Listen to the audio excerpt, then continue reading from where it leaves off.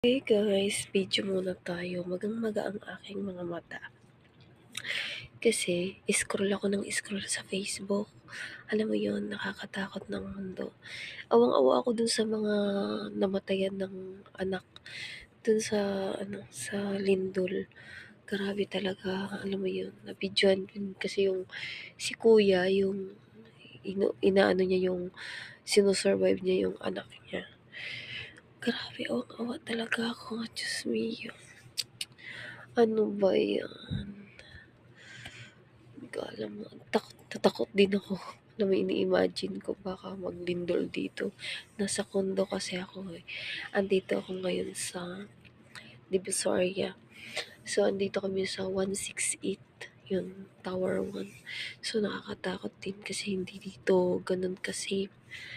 Sana naman wag nang maulit yung lindol, no? Takot ako.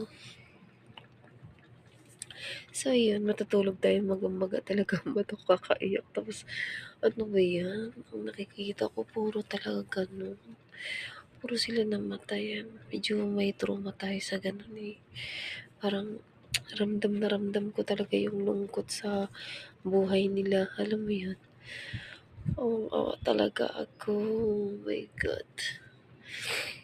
So, yun lang guys. Yun lang ang ating chika. Napabidyo lang tayo dahil, alam mo yun. So, saan man umabot ang ating video. So, God bless. Bye guys. Wala tayong intro. Hindi naman tayo sikat na mga nag-ano. Wala lang, nagbibideo-video lang tayo.